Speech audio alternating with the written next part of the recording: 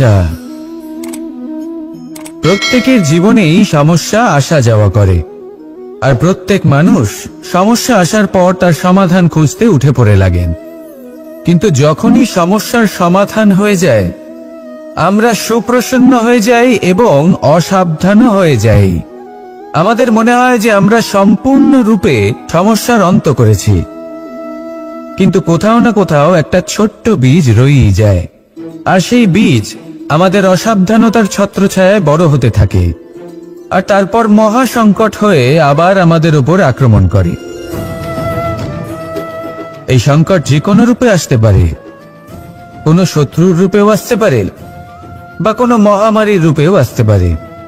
সেই জন্য সব সময় সাবধান থাকাই উচিত, কারণ অসাবধান হলে কি হয়, আমাদের সুরক্ষা চক্রে একটা ছেদ উৎপন্ন হয়, আর আমাদের শেষ করতে পারে এমন এক বাণ সেই ছেদ বিন্দু হয়ে আমাদের হৃদয়ে প্রবেশ করতে পারে।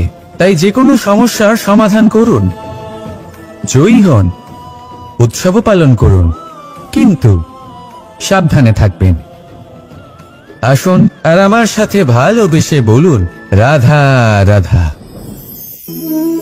কর্ম, ধর্ম আর কর্তব্য, এই তিনটি একে অপরের সাথে জড়িত, আর অনেক সময় এই তিনটি পালন করতে করতে আমাদের সেই ব্যক্তির সামনে গিয়ে দাঁড়াতে হয়, তার বিরুদ্ধেই যেতে হয়, যাকে আমরা সব থেকে বেশি ভালোবাসি।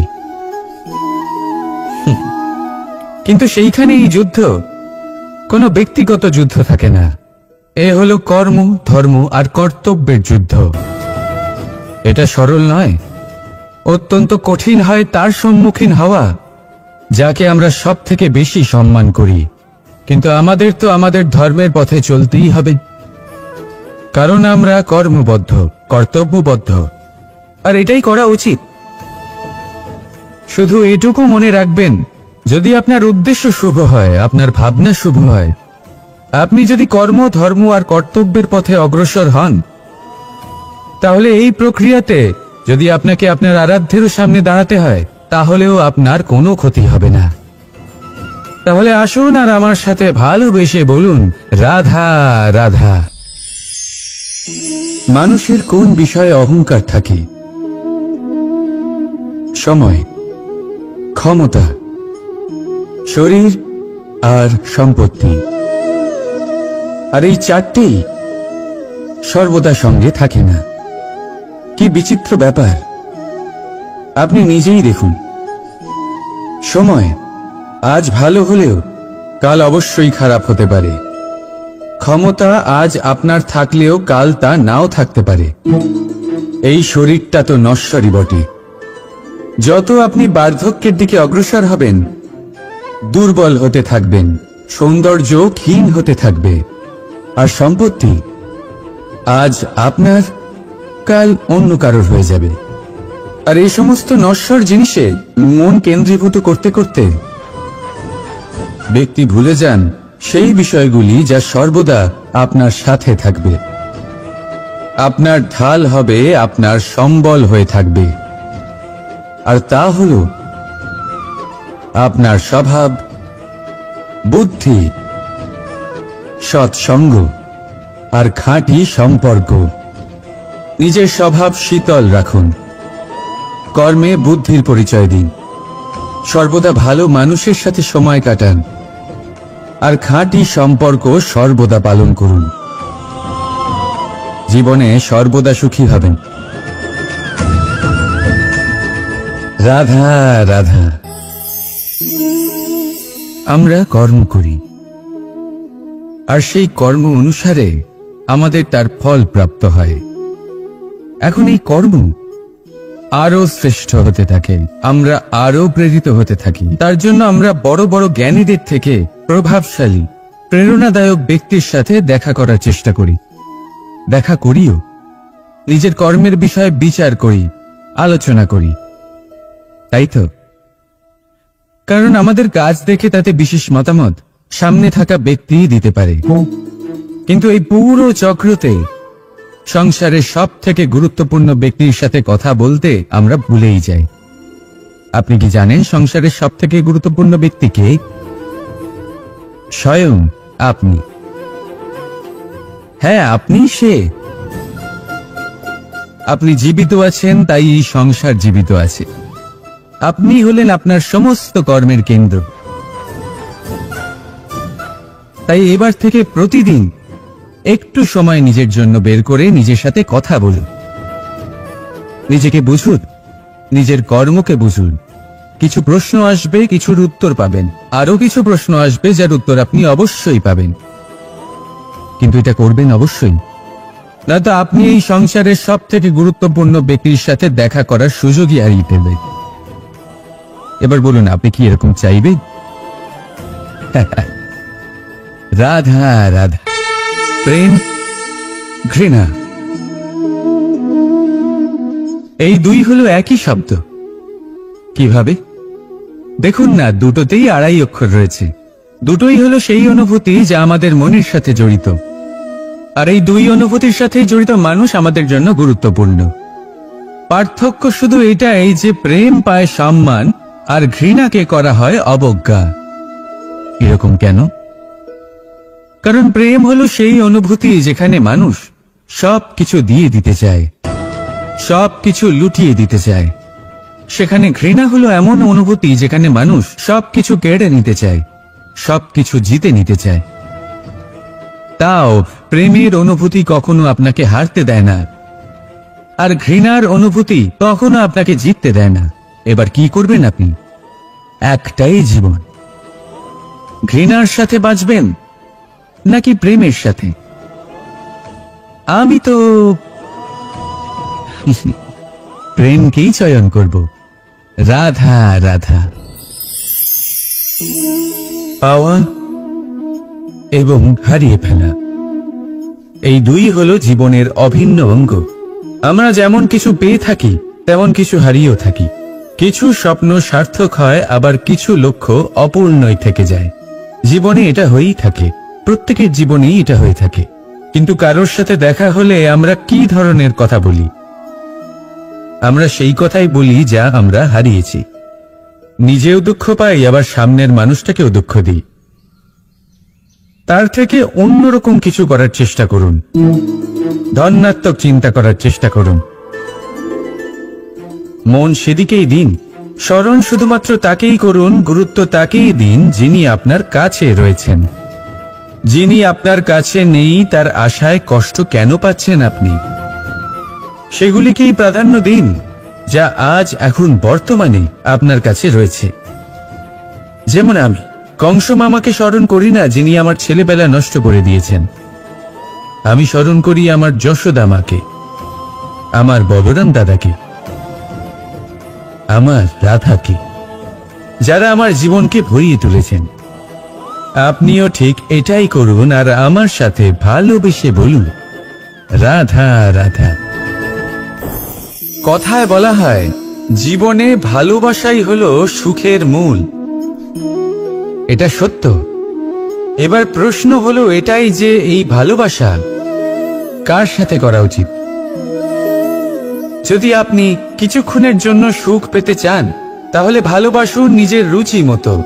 যদি আপনি কিছুদিনের জন্য সুখ পেতে চান, ভালোবাসুন নিজের বন্ধুদের।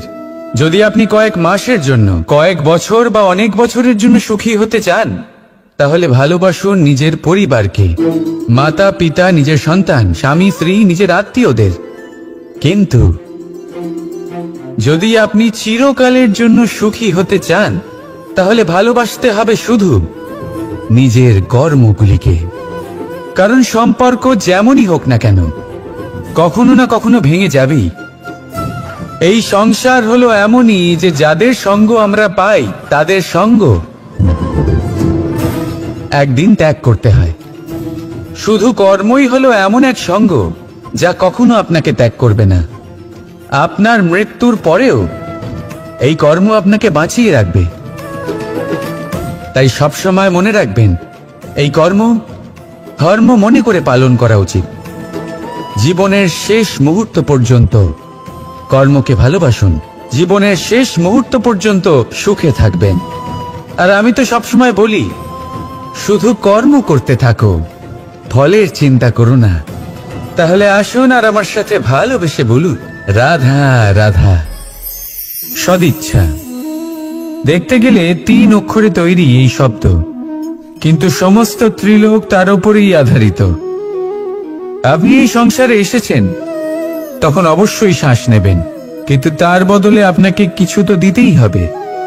আপনার উপর নির্ভর করছে আপনি কি দেবেন।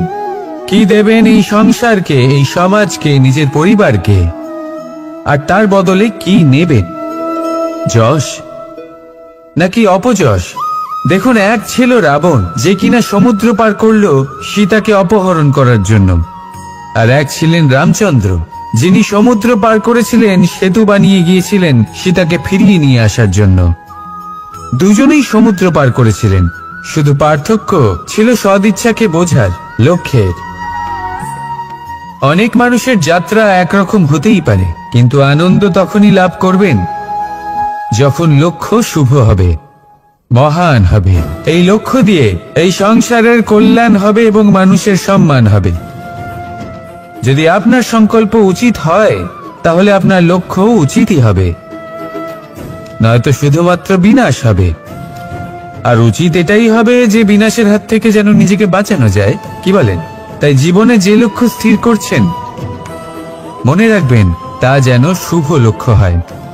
যদি এরকম হয়, তাহলে আপনার যাত্রা, আপনার জীবন দুটোই শুভময় হবে। আসুন আর আমার সাথে ভালোবেসে বলুন, রাধা রাধা।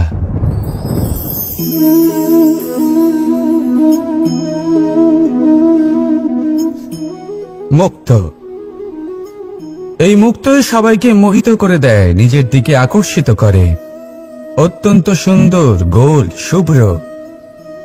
মুক্ত দ্বারা নির্মিত আভূষণ, তা হয়তো সে মুকুটই হোক বা কোনো স্ত্রীর অলংকার, তাকে আরো সুন্দর করে তোলে, তাকে আরো সুন্দর দেখতে লাগে।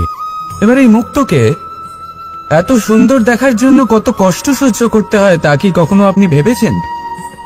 এই মুক্ত ঝিনুক থেকে বের করা হয়। ঝিনুক, যা কিনা সমুদ্রের তলদেশে থাকে। ওকে কত কষ্ট সহ্য করতে হয়, জলের চাপ সহ্য করতে হয়, সমুদ্রের স্রোত সহ্য করতে হয়। এই ঝিনুককে এত কষ্ট সহ্য করতে হয়, এই মুক্তকে এত কষ্ট সহ্য করতে হয়, তারপরে এর রূপ এত সুন্দর হয়। যদি আপনিও আপনার পরিশ্রমের সৌন্দর্য, নিজের পরাক্রমের সৌন্দর্য এই সংসারে প্রকাশিত করতে চান, তাহলে আপনাকেও কষ্ট সহ্য করতেই হবে। তাই জীবনে যখনই সংকট আসবে, বিপদ আসবে, সমস্যা আসবে, তখন একে সুযোগ হিসেবে গ্রহণ করুন। কারণ এই বিপদের সাথেই লড়াই করে আপনি মুক্তর মতোই পরিশুদ্ধ হয়ে উঠবেন। তাহলে আসুন আর আমার সাথে ভালোবেসে বলুন, রাধা রাধা। যখনই আমরা কথা বলি জলরাশির বিষয়ে, যখন আমরা তুলনা করি, তখন আমাদের খুব ভালো লাগে মিষ্টি সরোবর, পুকুর, নদী। আর আমরা অপেক্ষা করে থাকি সাগরের জন্য, সমুদ্রের জন্য। কেন করি? কারণ এই সাগর, এই সমুদ্র, এ হলো অত্যন্ত বিশাল আর ভয়ানক। এর জলও কিন্তু নোনতা, যা আমরা পান করতে পারি না। কখনো ভেবে দেখেছেন এই সমুদ্রের অন্তরে এই নোনতা জল, এই নোনতা ভাব, এটা আসে কোত্থেকে? এই যে সমুদ্র, যে প্রবাহমান নদীর থেকে যে খনিজ নির্গত হয়, তার ভান্ডার হলো এটা। সেই খনিজকে নিজের অন্তরে গ্রহণ করে, সেই নোনতা ভাব নিজের মধ্যে সমাহিত করে, আর তারপর সেই নোনতা জল বাষ্পে পরিণত হয়ে ওপরে উঠে যায়, যা মেঘ হয়ে আপনার ওপর মিষ্টি বৃষ্টি হয়ে ঝরে পড়ে। এ হলো সমুদ্রের ত্যাগ, যার জন্য আপনি মিষ্টি জল পান করতে পারছেন, সে নদী থেকেই হোক বা সরোবর থেকে। সেই জন্যই হয়তো সাগর হলো এত মহান, হয়তো সেই জন্যই রত্ন সাগরে পাওয়া যায়। তাই মনে রাখবেন, ক্ষমতা তারই হয় যে ত্যাগ করতে জানে, কোনো বিষকে নিজের মধ্যে ধারণ করে নিতে জানে। তাহলে আপনিও এটাই করুন, এতটাই শক্তিশালী হয়ে উঠুন, আর আমার সাথে ভালোবেসে বলুন, রাধা রাধা। পরিচ্ছন্নতা। বর্তমানের এই প্রজন্ম আগের প্রজন্মের এই যে অতিশুদ্ধতার অভ্যেস ছিল, তা নিয়ে ঠাট্টা করে, তাকে মূর্খতা মনে করে। বুঝতেই পারে না কেন? আমাদের মা, ঠাকুমা, দিদিমা এদের দেখেছি সকালে উঠে সবার আগে স্নান করেন। কেন? বুঝতেই পারে না। কেন কথায় কথায় বারান্দা উঠোন পরিষ্কার করা হয়? বুঝতেই পারে না। অনেক মানুষজন এটাকে ধার্মিক এবং অন্ধবিশ্বাস বলে, কিন্তু যদি আমি আপনাকে সত্যি কথা বলি, প্রত্যেক ধর্ম বিজ্ঞানসম্মত। প্রত্যেক কাজের পেছনে বৈজ্ঞানিক সত্যতা লুকিয়ে রয়েছে, কিন্তু প্রত্যেক মানুষ সেই নিয়ে কতটা ভাবেন, কতটা বোঝেন আর কি পদক্ষেপ নেন তা হলো আলাদা এবং অত্যন্ত গুরুত্বপূর্ণ, কিন্তু তা হলো বিজ্ঞানসম্মত। আজও যখন আমি আগে বাড়ি যাই, মা সবার আগে আমার হাত পা ধুয়ে দেন, তারপর সবকিছু। তাই আপনি পরিচ্ছন্ন থাকুন, তাহলে আপনি সুস্থ থাকবেন। তখনই আপনার মনে ভক্তিভাব আসবে, তখনই এই সমগ্র সংসারকে সামলানোর শক্তি অর্জন করতে পারবেন। তাহলে পরিচ্ছন্ন থাকুন, সব ভালো থাকবে। রাধা রাধা। এটা দেখতে পাচ্ছেন? আপনি নিশ্চয়ই জানেন এটা কি। এটা বড়ই বিচিত্র এক বস্তু। এটা হলো কয়লা। আমি একে বিচিত্র এই কারণে বলছি, ভেবে দেখুন, যদি এটা গরম হয় আর আপনি এটাকে ধরে ফেলেন, এটা আপনার হাত পুড়িয়ে ফেলবে। আর যদি এটা ঠান্ডা হয় আর আপনি এটা ধরেন, তাহলে এটা আপনার হাতে কালি লাগিয়ে দেবে। অর্থাৎ যে কোনো পরিস্থিতিতেই, যে কোনো রূপেই থাকুক না কেন, গরম হোক অথবা ঠান্ডা, এটা কোনো না কোনো ভাবে আপনার ক্ষতি অবশ্যই করবে। এরকমই হয় খারাপ মানুষজন, বদ সঙ্গ, ঠিক কয়লার মতো। আপনি যদি কিছু নাও করেন, যাই হয়ে যাক, এরা যদি আপনার কাছে থাকে, তাহলে কোনো না কোনো ভাবে জীবনে আপনার কোনো না কোনো ক্ষতি অবশ্যই হবে। তাই নিজের জীবনে সবসময় সঙ্গতের নির্ণয় অত্যন্ত ভেবেচিন্তে করবেন। রাধা রাধা। ইচ্ছে, সিদ্ধান্ত আর নিশ্চয়তা, এই শব্দগুলো আমরা আমাদের জীবনে অনেকবার শুনেছি, তাই না? জীবনে অনেক যে এক কুয়ো খোঁড়ার সিদ্ধান্ত নিয়েছে, সে মাটি খোঁড়ার জন্য কোদাল অবশ্যই পেয়ে যায়। আর যে নিশ্চিত করে নিয়েছে, সে দেরি করে হলেও সেই শীতল জল অবশ্যই পেয়ে যায়। তাই জীবনে কেবল ইচ্ছে করবেন না, সিদ্ধান্ত নিন আর তারপর নিশ্চিত করুন, সব পেয়ে যাবে। আর ভালোবেসে বলুন, রাধা রাধা। স্বপ্ন আর লক্ষ্য একই মনে হয়। এই দুইয়েরই কথা মানুষ কল্পনা করেন, এই দুই মানুষ অর্জন করতে চান। আর এই দুই পূর্ণ হলে মানুষ নিজেকে অত্যন্ত ভাগ্যবান বলে মনে করেন। কিন্তু এই দুইয়ের মধ্যে পার্থক্য আছে। পার্থক্য এই যে স্বপ্নের জন্য বিনা পরিশ্রমের ঘুম দরকার হয়, আর লক্ষ্যের জন্য বিনা ঘুমের পরিশ্রম। যে ব্যক্তি ঘুমের মধ্যে স্বপ্ন দেখতে থাকেন, জেগে ওঠার পর তার হাত খালি থেকে যায়। আর যে ব্যক্তি পরিশ্রম করেন, শয়নকালেও তার হাত তার লক্ষ্যেই থাকে। তাই যদি স্বপ্নও দেখতে হয়, তাহলে লক্ষ্য জেনে পরিশ্রম করুন আর ভালোবেসে বলুন, রাধা রাধা। জীবনে কিছু করে দেখাতে হলে বদল আনতে পারবে, তাকে পথ দেখাতে পারবে, তার জীবনে পরিবর্তন আনতে পারবে। আর তাই মানুষ সংসার জুড়ে তাকেই খোঁজেন, যিনি তার পাশেই আছেন।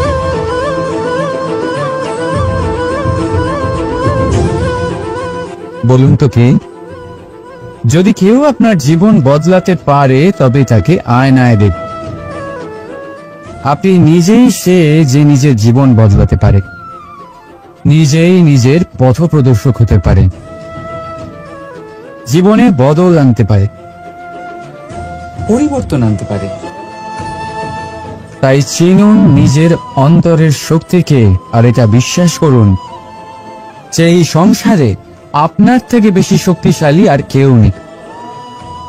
জীবন বদলে যাবে আপনার। আর অন্ধবিশ্বাস নয়, আত্মবিশ্বাসের হাত ধরুন, আপনার সমস্যা আপনা থেকেই দূর হয়ে যাবে। তাই ভালোবেসে বলুন, রাধা রাধা। প্রদীপ জ্বালানোর কাজ বড়ই আনন্দদায়ক। উজ্জ্বলতার এই শিখা যেন আত্মার মধ্যে গিয়ে মনে উল্লাস ভরে দেয়।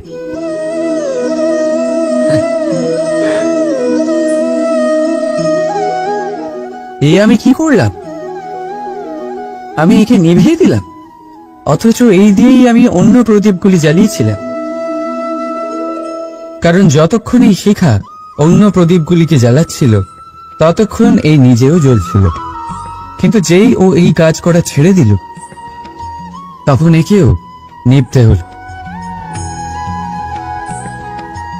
বুঝলেন?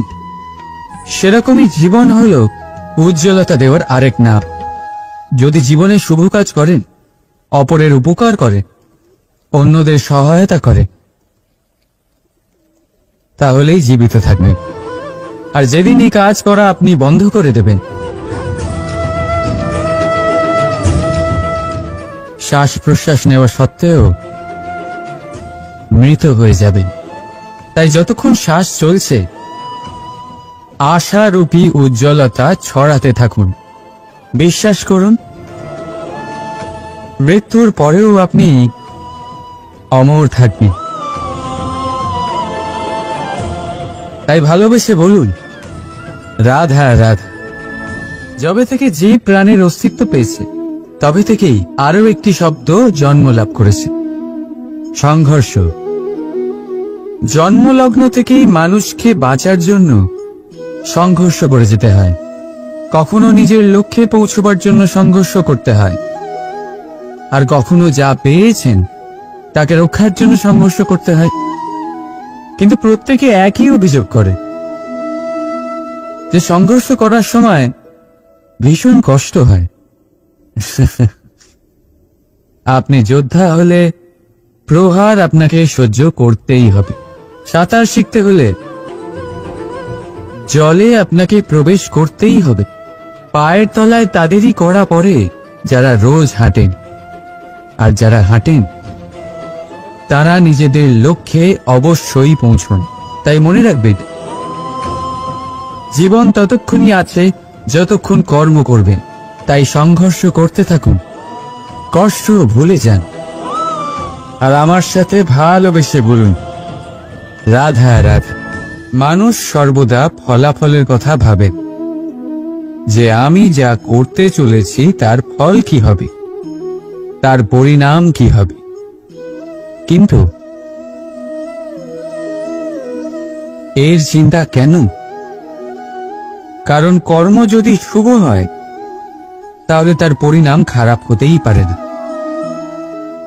শুভ চিন্তা নিয়ে যারা কর্ম করেন, তাদের ফলের চিন্তা কিসের?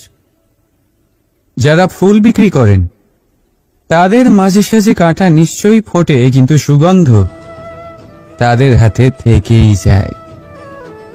এর সন্ধানে কয়লার খনিতে নামা ব্যক্তি কালিমালিপ্ত হয়ে গেলেও তার হাতে হিরে অবশ্যই থাকে। তাই শুভ চিন্তা নিয়েই কর্ম করে যান, পরিণাম শুভই হবে। আর ভালোবেসে বলুন, রাধা রাধা। যাই পাত্রের মধ্যে শীতল থাকে, আর যিনি পান করেন তাকেও শীতল রাখে। আর যে জল এই পাত্রের বাইরে উতলে পড়ে, তা হল অভিমান, যা বাইরের উত্তাপে বাষ্প হয়ে উবে যায়। সর্বদা মনে রাখবেন, আত্মসম্মান আপনাকে দৃঢ় করে, আপনাকে শক্তি প্রদান করে, আর অভিমান আপনাকে দুর্বল করে দেয়। তাহলে কি হতে চান আপনি? আত্মসম্মানী নাকি অভিমানী? সিদ্ধান্ত আপনার। রাধা রাধা। সমস্যা। প্রত্যেকের জীবনেই সমস্যা আসা যাওয়া করে, আর প্রত্যেক মানুষ সমস্যা আসার পর তার সমাধান খুঁজতে উঠে পড়ে লাগেন। কিন্তু যখনই সমস্যার সমাধান হয়ে যায়, আমরা সুপ্রসন্ন হয়ে যাই এবং অসাবধান হয়ে যাই। আমাদের মনে হয় যে আমরা সম্পূর্ণরূপে সমস্যার অন্ত করেছি, কিন্তু কোথাও না কোথাও একটা ছোট্ট বীজ রয়েই যায়, আর সেই বীজ আমাদের অসাবধানতার ছত্রছায়ায় বড় হতে থাকে, আর তারপর মহা সংকট হয়ে আবার আমাদের উপর আক্রমণ করে। এই সংকট যে কোনো রূপে আসতে পারে, কোনো শত্রুর রূপেও আসতে পারে, বা কোনো মহামারীর রূপেও আসতে পারে। সেই জন্য সব সময় সাবধান থাকাই উচিত, কারণ অসাবধান হলে কি হয়, আমাদের সুরক্ষা চক্রে একটা ছেদ উৎপন্ন হয়, আর আমাদের শেষ করতে পারে এমন এক বাণ সেই ছেদ বিন্দু হয়ে আমাদের হৃদয়ে প্রবেশ করতে পারে। তাই যে কোনো সমস্যার সমাধান করুন, জয়ী হন, উৎসবও পালন করুন, কিন্তু সাবধানে থাকবেন। আসুন আর আমার সাথে ভালোবেসে বলুন, রাধা রাধা। কর্ম, ধর্ম আর কর্তব্য, এই তিনটি একে অপরের সাথে জড়িত, আর অনেক সময় এই তিনটি পালন করতে করতে আমাদের সেই ব্যক্তির সামনে গিয়ে দাঁড়াতে হয়, তার বিরুদ্ধেই যেতে হয়, যাকে আমরা সব থেকে বেশি ভালোবাসি। কিন্তু সেইখানে এই যুদ্ধ কোনো ব্যক্তিগত যুদ্ধ থাকে না, এ হলো কর্ম, ধর্ম আর কর্তব্যের যুদ্ধ। এটা সরল নয়, অত্যন্ত কঠিন হয় তার সম্মুখীন হওয়া যাকে আমরা সব থেকে বেশি সম্মান করি। কিন্তু আমাদের তো আমাদের ধর্মের পথে চলতেই হবে, কারণ আমরা কর্মবদ্ধ, কর্তব্যবদ্ধ, আর এটাই করা উচিত। শুধু এটুকু মনে রাখবেন, যদি আপনার উদ্দেশ্য শুভ হয়, আপনার ভাবনা শুভ হয়, আপনি যদি কর্ম, ধর্ম আর কর্তব্যের পথে অগ্রসর হন, তাহলে এই প্রক্রিয়াতে যদি আপনাকে আপনার আরাধ্যেরও সামনে দাঁড়াতে হয়, তাহলেও আপনার কোনো ক্ষতি হবে না। তাহলে আসুন আর আমার সাথে ভালোবেসে বলুন, রাধা রাধা। মানুষের ক্ষমতা আজ আপনার থাকলেও কাল তা নাও থাকতে পারে। এই শরীরটা তো নশ্বরই বটে। যত আপনি বার্ধক্যের দিকে অগ্রসর হবেন, দুর্বল হতে থাকবেন, সৌন্দর্য ক্ষীণ হতে থাকবে, আর সম্পত্তি আজ আপনার, কাল অন্য কারোর হয়ে যাবে।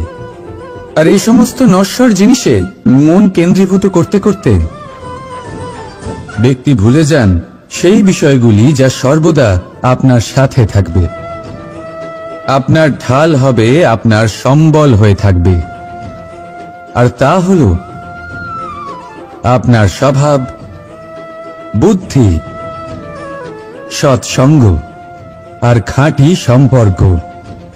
নিজের স্বভাব শীতল রাখুন, কর্মে বুদ্ধির পরিচয় দিন, সর্বদা ভালো মানুষের সাথে সময় কাটান, আর খাঁটি সম্পর্ক সর্বদা পালন করুন।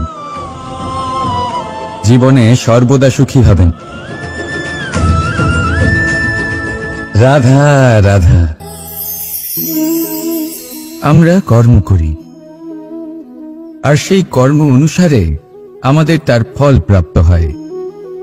এখন এই কর্ম আরো শ্রেষ্ঠ হতে থাকে, আমরা আরো প্রেরিত হতে থাকি। তার জন্য আমরা বড় বড় জ্ঞানীদের থেকে প্রভাবশালী, প্রেরণাদায়ক ব্যক্তির সাথে দেখা করার চেষ্টা করি, দেখা করিও, নিজের কর্মের বিষয়ে বিচার করি, আলোচনা করি, তাই তো?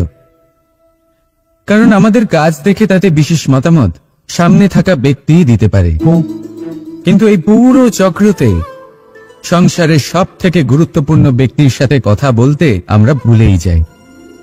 আপনি কি জানেন সংসারের সব থেকে গুরুত্বপূর্ণ ব্যক্তি কে? স্বয়ং আপনি। হ্যাঁ, আপনি সে।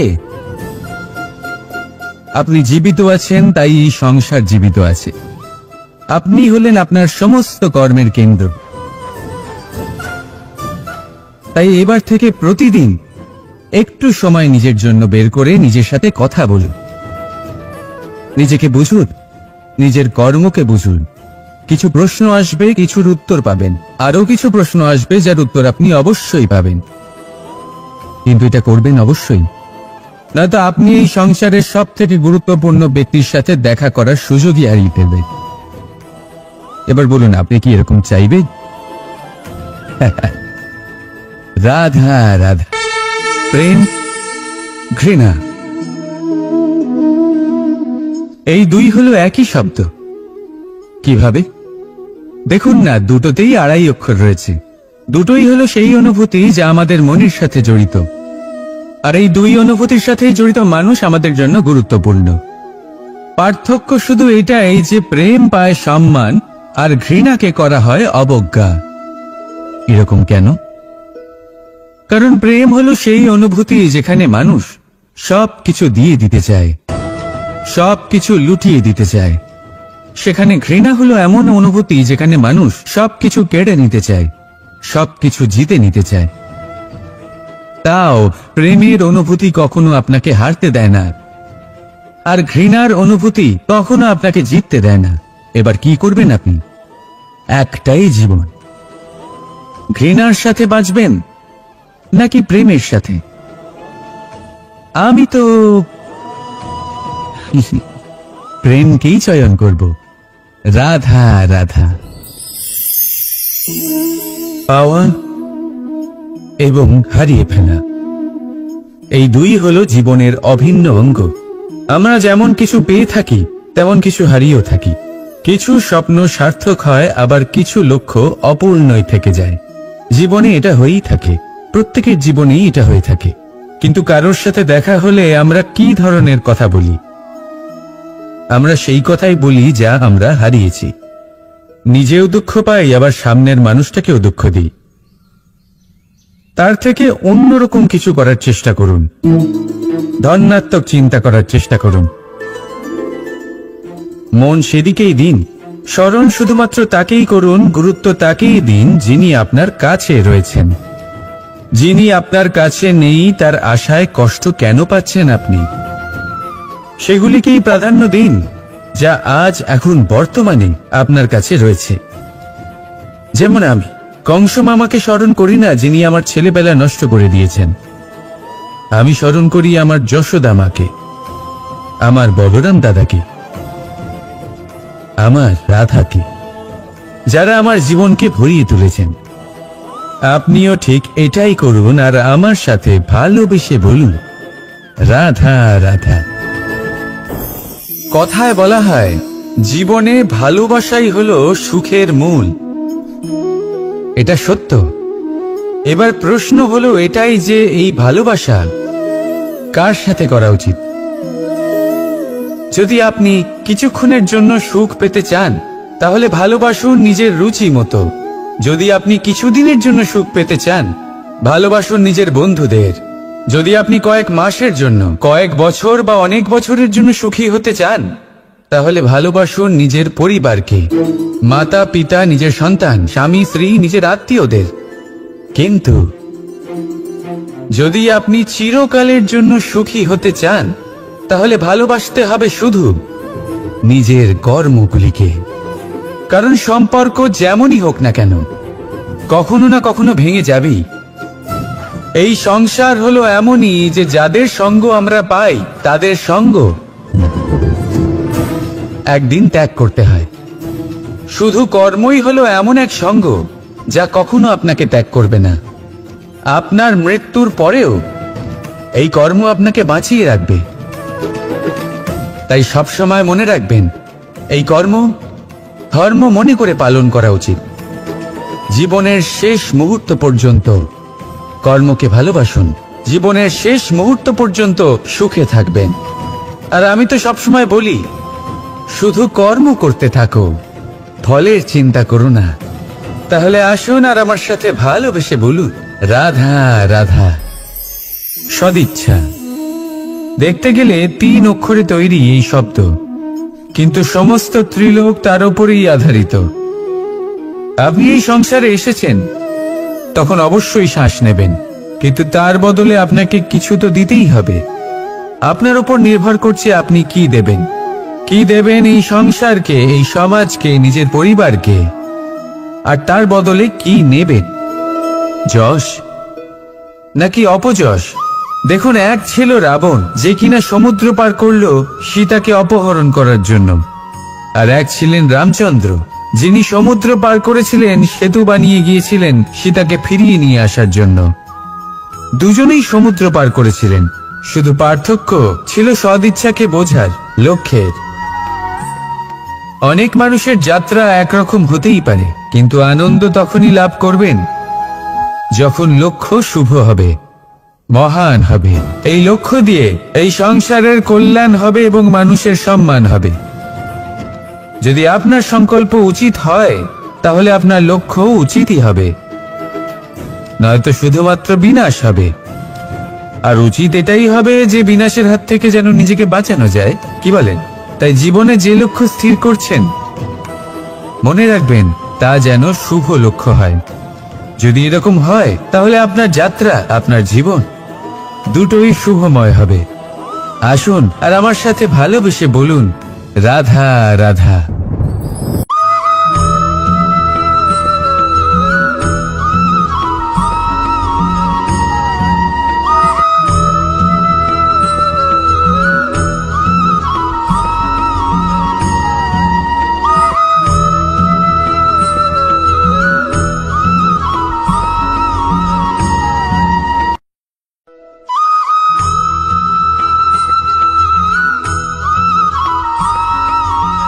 এই সংসারে সবথেকে বেশি কোমল বস্তু হলো রেশম। এই রেশম এতটাই কোমল হয় যে এর পুরো একটা থান শুধুমাত্র একটা হাতে ধরা সম্ভব। কখনো ভেবে দেখেছেন এই রেশম কিভাবে হয়? একটি কীট তার লালার দ্বারা উৎপন্ন হয়। এই কীট সেই রেশমকে পাক দিতে থাকে, পাক দিতেই থাকে আর আস্তে আস্তে তার মধ্যেই জড়িয়ে পড়ে। শেষে ওর এই সুন্দর অমূল্য সৃষ্টি রেশমের জন্য এই কীটগুলিকে এই কবচের সাথেই ফুটন্ত জলে ফেলে দেওয়া হয়। এই সংসারে যদি আমাদের স্বপ্ন এই সংসারের দুঃখ হরণ করার জন্য, এই সংসারে সুখ বিতরণ করার জন্য হয়, তবেই আমাদের প্রগতি সম্ভব। যদি আমাদের এই স্বপ্ন শুধুই আমাদের এবং আমাদের স্বার্থ সিদ্ধির জন্য হয়, তাহলে এই স্বপ্ন আমাদের অন্ধ করে দেবে, আমাদের অন্ধকারের পথে নিয়ে যাবে, আর আমরাও সেই কীটের মতো হয়ে যাব। নিজেদেরই মায়াজালে আমরা নিজেই ফেঁসে যাব, আর শেষে আমরা যদি কিছু লাভ করি তা হবে একাকিত্ব, অন্ধকারময় মৃত্যু। তাই স্বপ্ন অবশ্যই দেখুন, কিন্তু এমন ভাবে স্বপ্ন দেখবেন না যে তার এই বন্দিগৃহে আপনি নিজেই ফেঁসে গেলেন। স্বপ্ন দেখুন পরোপকারে।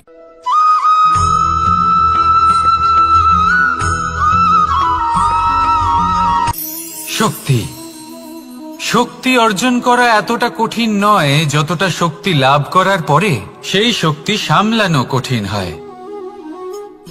কারণ যেই মানুষ শক্তি লাভ করে তার মনে গর্ববোধ জন্মায়, জন্মায় অহংকার, জন্মায় জেদ। তাই শক্তি প্রাপ্ত করার সাথে বিনম্র থাকাও অত্যন্ত আবশ্যক। আর এটা আমাদের শেখা উচিত বৃক্ষের থেকে। বৃক্ষ যা আমাদের ফল দেয়, বৃক্ষ যা যত ফল দেয় ততটাই ঝুঁকে যায়। আমরা পাথর মারি ওই বৃক্ষের থেকে ফল প্রাপ্ত করার জন্য। সেই পাথরের মার সহ্য করেও বৃক্ষ আমাদের ফল দেয়। কোনো গর্ববোধ নেই, কোনো অহংকার বোধ নেই, আর সেই জন্য এই বৃক্ষের পুজো করা হয়। এটাই হলো মাহাত্ম্য শক্তির সাথে বিনম্রতার। যদি এই শক্তি সৃজন করে থাকে, সাহায্য করে থাকে, সম্বল হয়ে থাকে, তবেই সেই শক্তি উপযুক্ত।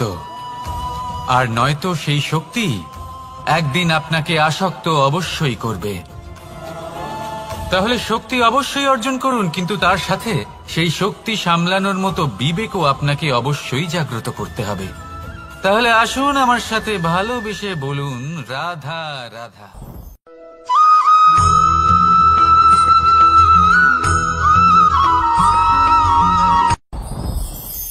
সাথী সাথী এই শব্দটির ব্যাখ্যা কে কিভাবে করে? মিত্র, সখা, বন্ধু। কিন্তু অর্থ একটাই, তিনি যিনি আপনার সঙ্গী হন আর তিনি যার সাথী আপনি হন। এবার সব থেকে বড় প্রশ্ন হলো এটাই যে তিনি কে হতে পারেন যাকে আপনি আপনার সাথী বলে মেনে নিতে পারেন, নিজের সখা, নিজের মিত্র, নিজের বন্ধু মেনে নিতে পারেন। আপনার সাথী হলেন তিনি যিনি দুঃখের সময় আপনার পাশে থাকবেন, আপনার হাত ধরে থাকবেন। আপনার সাথী হলেন তিনি যার হাত আপনি নিজের সুখের দিনে ধরে থাকবেন। সেই সাথীরই হাত ধরুন যিনি দুঃখে সবসময় আপনাকে সাহায্য করার জন্য তৎপর হয়ে থাকেন, আপনার পাশে থাকেন, আর যাকে সুখের দিনে আপনি আপনার সাথে রাখতে পারেন। আর যখন আপনার সাথে আপনার এই সাথী থাকবে তখন আপনি এটা বুঝবেন যে যখন জীবনে দুঃখ আসে তখন এই দুঃখ কমে যায়, সবার মধ্যে ভাগ হয়ে যায়। আর যদি তখন সুখ আসে তাহলে সেটা সবার উপস্থিতিতে আরো বেড়ে যায়। এটাই হলো প্রেম, এটাই হলো ভালোবাসা, এটাই হলো সঙ্গ। যেমন সম্পর্ক আমার আর রাধার মাঝে। তাহলে আসুন আর আমার সাথে ভালোবেসে বলুন, রাধা রাধা।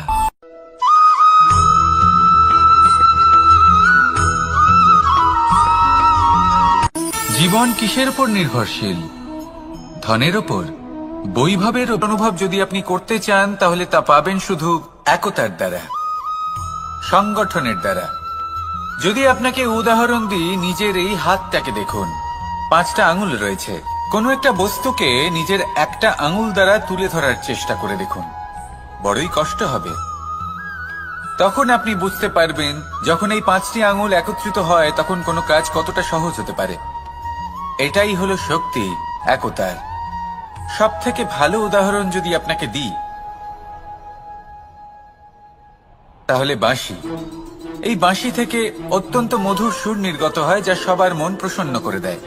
এই কথা সত্যি, কিন্তু এই বাঁশি আমি একটা বা দুটো আঙুল দিয়ে বাজাতে পারবো না। আমাকে প্রত্যেকটা আঙুল ব্যবহার করতেই হবে, তবেই এর থেকে মধুর সুর নির্গত হবে যা সকলকে প্রসন্ন করবে, ঠিক কিনা?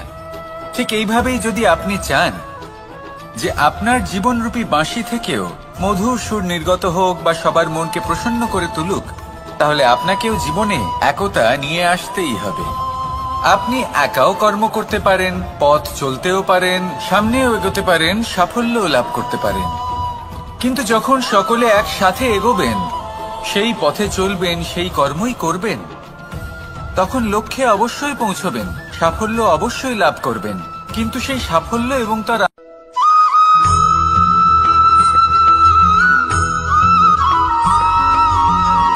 পুরুষার্থ। শাস্ত্রে 4 ধরনের পুরুষার্থের কথা বলা হয়েছে। প্রথম হলো ধর্ম। আপনি কি জানেন এই ধর্ম হলো সেটা যাকে ধারণ করা যেতে পারে, আর ধারণ শুধু সেটাই করা যায় যা পবিত্র। পবিত্র শুধু তাকেই বলা হয় যা নিঃস্বার্থ, যার মধ্যে শাসন করার কোনো ইচ্ছে নেই, যা সরলভাবেই প্রবাহমান, জল এবং বায়ুর মতো। যখন কোনো ব্যক্তি ধর্মকে ধারণ করেন এবং সেই ধর্ম সেই ব্যক্তিকে রক্ষা করে, তখন তাকে ধর্ম বলা হয়। ধর্ম যা রক্ষা করে অহংকার থেকে, খারাপ চিন্তার হাত থেকে। সেই জন্য পুরুষার্থ গড়ে তোলার আগে, ধর্ম পালন করার আগে ধর্মের প্রকৃত অর্থ কি সেটা বুঝে নিন। এটা জেনে রাখুন যে সমস্ত ধর্মের আধার, সমস্ত ধর্মের ভিত শুধুমাত্র ভালোবাসা। আসুন আর এই ভালোবাসার সাথেই বলুন, রাধা রাধা।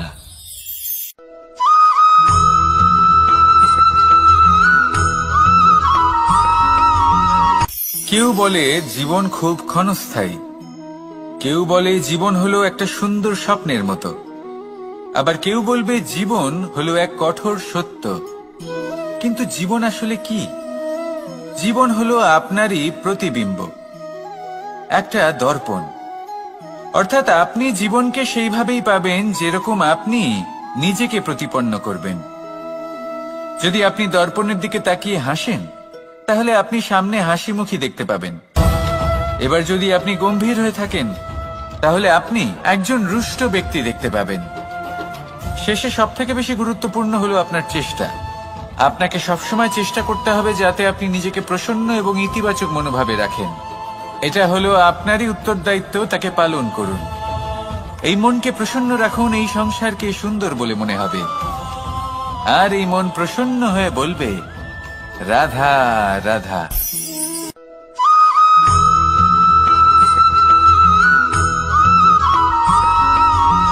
এই সংসারে প্রত্যেক মানুষ এটাই চান যে তিনি যেন ধনবান হন, আর্থিক অবস্থা তার ভালো থাকে, ওনার বাড়িতে লক্ষ্মীর আগমন হয়। কিন্তু সেটা হবে কি করে, সেটাই হলো প্রশ্ন।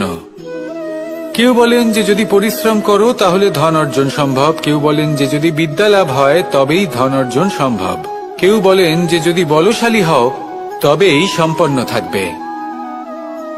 ভালো কথা, যদি তাই হয়ে থাকে, তবে দিনমজুর সারা দিন পরিশ্রম করেন, তিনি কেন ধনী হন না? অনেকজন বিদ্বান মানুষ আছেন এই সংসারে, তারা কেন ধনবান হন না? অনেক সংখ্যক বলশালী ব্যক্তি আছেন, তাদের কাছে ধন নেই কেন? তাদের কেন ধনের অভাব হয়? আবার এমনও কিছু মানুষ আছেন যারা পরিশ্রম করেন, তারা দিনমজুর, কিন্তু তারা ধন অর্জন করতে পারেন। কিছু বিদ্বান ব্যক্তি আছেন যাদের কাছে অধিক মাত্রায় ধন রয়েছে। কয়েকজন বলশালী ব্যক্তি রয়েছেন যাদের কাছে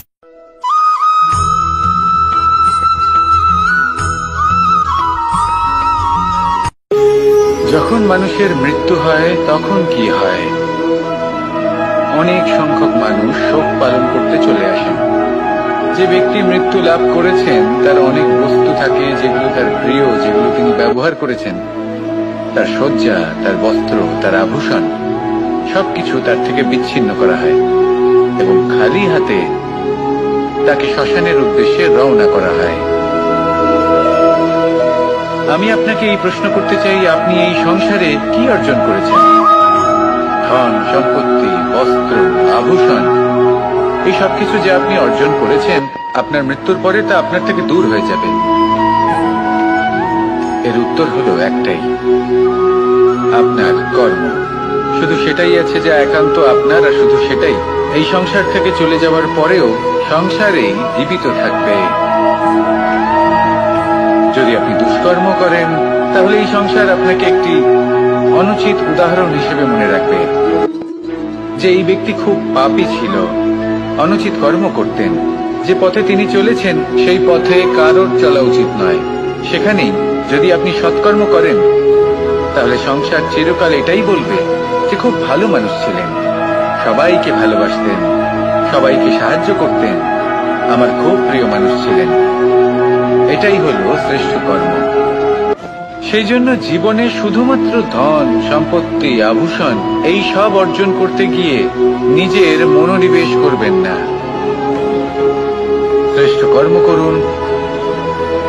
সংসার থেকে চলে যাওয়ার পরেও এই কর্মই এই সংসারে আপনাকে জীবিত রাখবে। আসুন আমার সাথে ভালোবেসে বলুন, রাধা রাধা।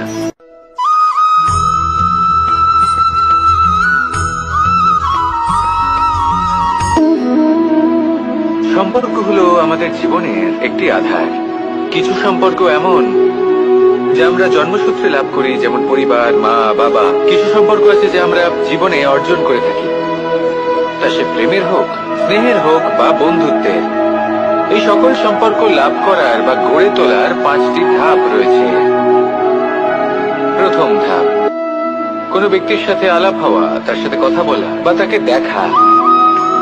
দ্বিতীয় ধাপ, সে ব্যক্তিকে আমাদের ভালো লাগা।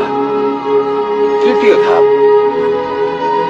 আমাদের এটা চাইতে শুরু করা যে জীবনে এই ব্যক্তি যেন আমাদের বন্ধু হন, আমাদের জীবনে থাকেন, বা আমাদের কাউকে ভালোবেসে ফেলা। আর এটা আমাদের ভাবা বা চাওয়া যে সেই ব্যক্তি যেন আজীবন আমার সাথে থাকেন, আমার জীবনে আমার সাথী হয়ে।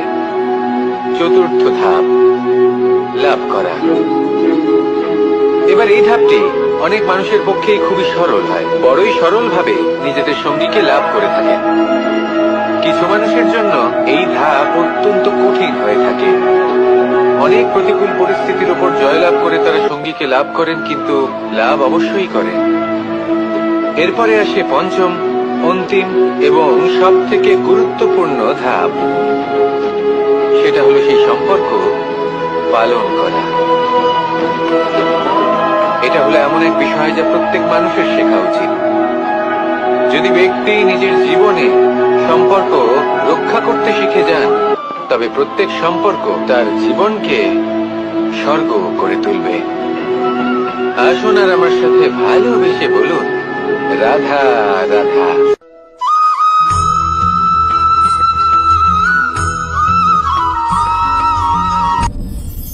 আপনি কি কখনো কোনো জলের ধারা দেখেছেন?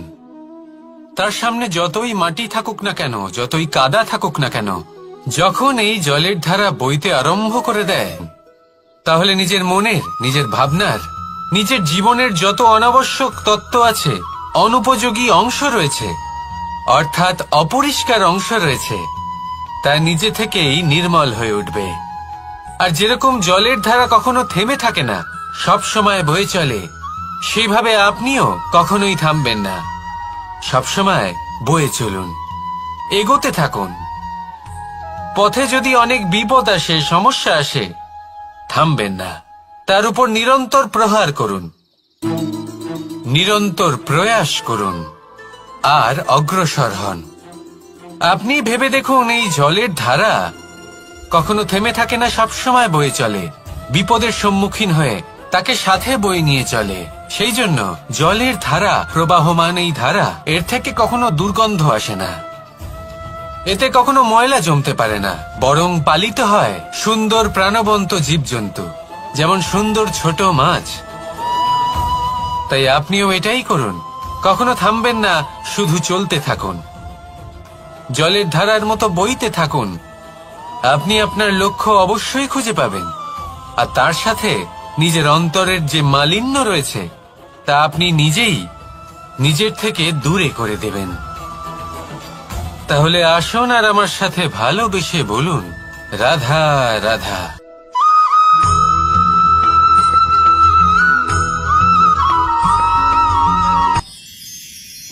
মানুষ তার জীবনে দুই ধরনের পরিস্থিতিকে খুব ভয় পায়।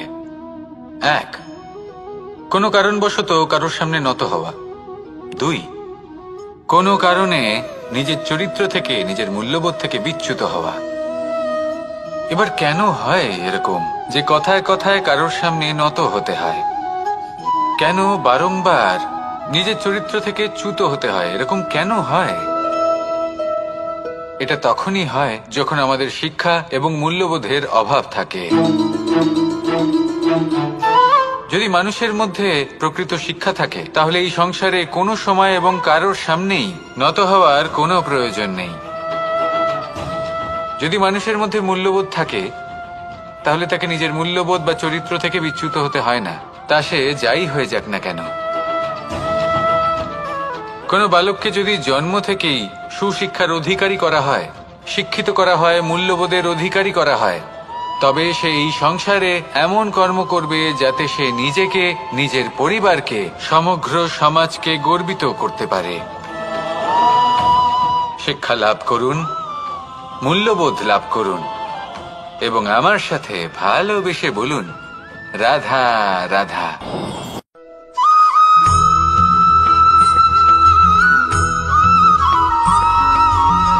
আপনি কখনো দিয়ে তাদের ঠোঁটে খাবার পরিবেশন করে, কিন্তু যেই সেই সন্তানেরা হৃষ্টপুষ্ট হয়ে যায় এবং সেই কথা বাজ নিজে বুঝতে পেরে যায়, সেই বাজ নিজেই সেই বাসা ছিন্ন ভিন্ন করে দেয়। সেই সন্তান যাদের সবেমাত্র ডানা গজিয়েছে, কিভাবে উঠতে হয় তারা জানে না, সেই সন্তানগুলিকে উচ্চতা থেকে ঠেলে দেয়। সেই সন্তান প্রথমে ভয়ভীত হয়ে যায়, তারা সামনে মৃত্যুকে দেখতে পেয়ে ভয়ের কারণে তাদের ডানা ঝাপটাতে থাকে, আর সেই প্রক্রিয়াতেই সেই সন্তানগুলি উড়তে শুরু করে দেয়। এবার এই ঘটনায় আমরা কি শিক্ষা পেতে পারি? এটাই, যদি আপনি মাতা পিতা হন, তাহলে নিজের সন্তানকে অবশ্যই স্নেহ করুন, কিন্তু তাদেরকে নিজের আঁচলের তলায় বেঁধে রাখবেন না। যদি আপনি চান আপনার সন্তান জীবনে উন্নতি করুক, তাহলে নিজের মুঠো থেকে তাদের স্বতন্ত্র করে দিন, এই সংসারে সংঘর্ষ করতে দিন। সেই সন্তান নিজেই বুঝতে পারবে যে জন্মের সময় পাওয়া ডানা কি করে ব্যবহার করতে হয়, আর আপনার চোখের সামনে আপনার সন্তান এই আকাশে উড়তে থাকবে। তাহলে আসুন আমার সাথে ভালোবেসে বলুন, রাধা রাধা।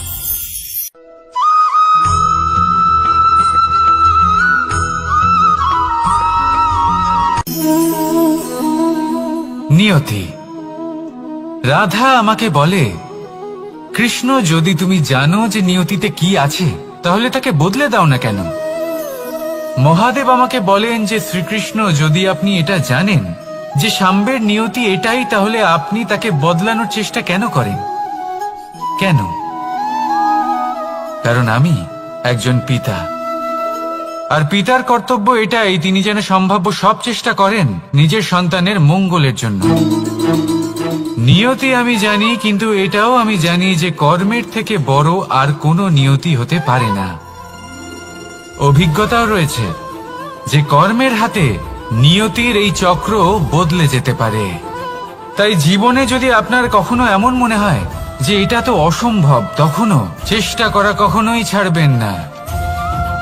কে বলতে পারে আপনারই কর্মের কোনো এক বীজ হয়তো নিয়তির চাকায় আটকে গেল আর নিয়তিকে নিজের পথ পাল্টাতে হলো, ঠিক কিনা? সেই জন্য নিয়তিকে ভাগ্য মেনে নিয়ে চুপ করে বসে থাকবেন না। নিজের নিয়তি স্বয়ং নিজের কর্মের দ্বারা নির্ধারিত করুন, কারণ আপনার এই কর্মের ওপরেই আপনার অধিকার রয়েছে, আর এই অধিকারকে নিয়তি অনেক সময় সম্মানও করে।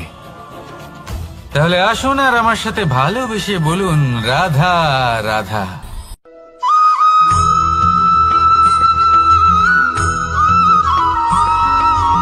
কখনো কখনো আমরা ভাবি যে কোনো ব্যক্তি যিনি ধর্মের পথে চলেছেন, যদি তার দ্বারা কোনো ভুল হয়ে থাকে তাহলে নিয়তি তাকে সেই মুহূর্তেই কঠোর শাস্তি দেন। কিন্তু সেই সব মানুষ যারা সংসারের সবথেকে বড় অধর্মী, বহু নিকৃষ্ট মানের কাজ করেন, তাদের নিয়তি অনেক সুযোগ দেন। তাদের নিয়তি এরকম কঠোর প্রহার করেন না। এই ভাবনা কখনো না কখনো মনে আসেই। ভেবে দেখুন কেন?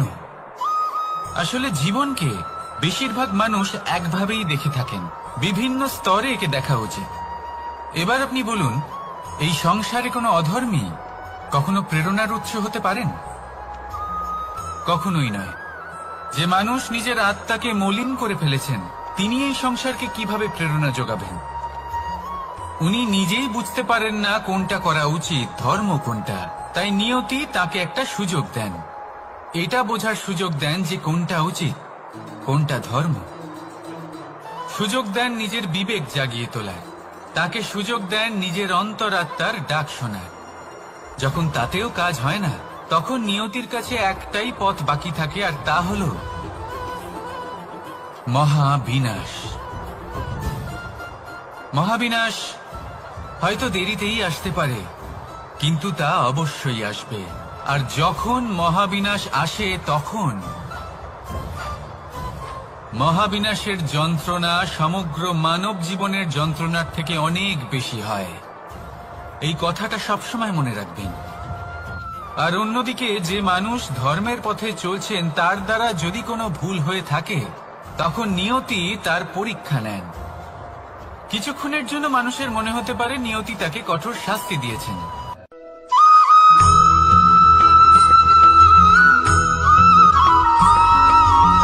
এই সংসারে কখনো কোনো ব্যক্তিকে তার বাইরের পোশাক দেখে বিচার করার চেষ্টা করবেন না, এটা খুব বড় ভুল করবেন।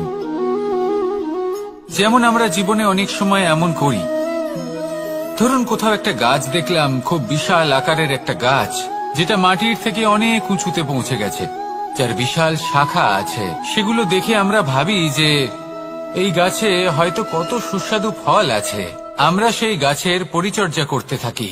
আবার অন্যদিকে হলো একটি তৃণ, যেটা মাটি থেকে কিছুটা উঁচুতে পৌঁছেছে, কিন্তু সেই তৃণর নিচে, মাটির নিচে অত্যন্ত সুস্বাদু ফল বা সবজি জন্ম নেয়, যা আমাদের স্বাস্থ্যের পক্ষে অত্যন্ত উপকারী।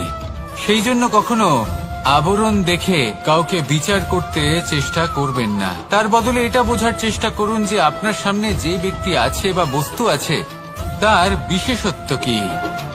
যদি এই বিশেষত্ব বোঝার ক্ষমতা আপনি অর্জন করেন, যদি এই শিল্প আপনি নিজের ভেতরে জাগ্রত করেন, তাহলে এই সংসারে বিশেষত্ব কি সেটা আপনি জানতে পারবেন। আর এই সমস্ত খেলা দৃষ্টি থেকে নয়, দৃষ্টিভঙ্গি থেকে জন্ম নেয়। দৃষ্টিভঙ্গি সবসময় শুভ রাখুন আর আমার সাথে ভালোবেসে বলুন, রাধা রাধা।